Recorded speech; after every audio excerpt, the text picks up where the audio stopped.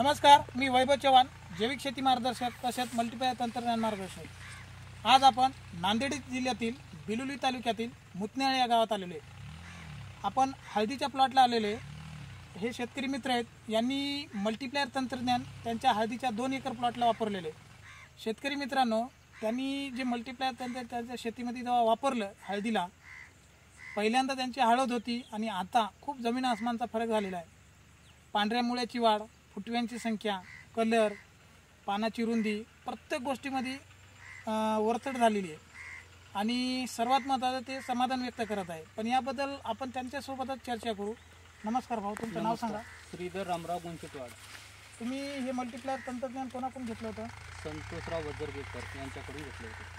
आणि मल्टीप्लायर तंत्रज्ञान जेव्हा घेतलं होतं त्याच्या आधी तुमची हळद कशी होती? हळद आपली काहीच नव्हती, पाऊस पडल्यामुळे फार बारीक होती। जेव्हापासून आपण मल्टीप्लायर वापर करतो तेव्हापासून हळदीमध्ये सुधारणा झालेली आहे। आणि मल्टीप्लायर तंत्रज्ञान वापरल्यानंतर आधी आणि नंतर जेव्हा वापरायच्या आधी कशी होती आणि वापरल्यानंतर तुम्हाला काय काय जाणवलं फरक? वापरण्याच्या अगोदर काहीच नव्हती, वापरल्यानंतर तिची वाढ, फुटवे आणि एक लेवल इथे समान अशा प्रकारे झालेली आहे।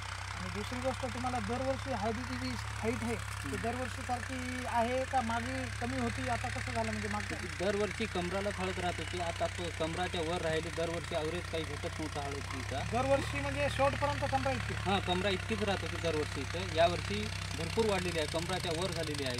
आता कितवा महिना चालू आहे हळदीचा? हळदीचा आता हे 5वा महिना चालू आहे। म्हणजे अजून 4 महिने तरी ठेवावं लागेल हळद। म्हणजे 4 महिने अजून राहून सुद्धा या पद्धतीने डेव्हलप झालेली आहे। डेव्हलप झालेली आहे, म्हणजे तुम्ही समाधानी आहे? समाधानी। बघा शेतकरी मित्रांनो, हे जे मल्टीप्लायर तंत्रज्ञान आहे ते तब्बल 13 वर्ष संशोधन केले आणि संशोधन करून नंतर शेतकरी वर्गाकडे आलेले।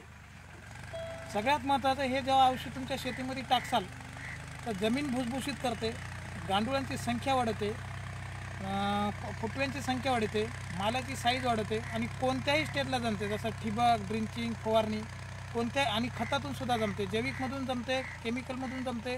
फक्त टाकणं हे खूप महत्त्वाचं आहे। दर महिन्याला 1 किलो जर ज्या पद्धतीनं डोस कंपनीचा सांगितलं त्या पद्धतीने टाकलं तर पहिल्याच वर्षी तुम्हाला 30% उत्पन्न पाहायला भेटते।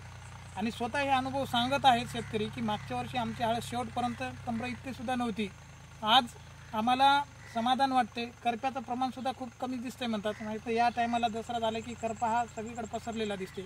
पण शेतकरी भाऊने ज्या पद्धतीने आम्ही शेड्यूल सांगितलं की दर महिन्याला 1 किलो तुमचं त्या शेतामध्ये गेलंच पाहिजे, त्या पद्धतीने त्यांनी नियमानं तसं केलं।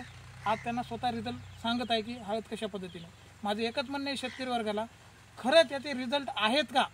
कोणी म्हणते म्हणून नाही, तुम्ही तुमच्या शेतकरीला अर्धा एकर 1 एकर तुम्ही वापरून बघा आणि रिझल्ट आहेत तरच पुढे वापरायचा प्रयत्न करा, एवढंच माझं म्हणणं आहे। धन्यवाद।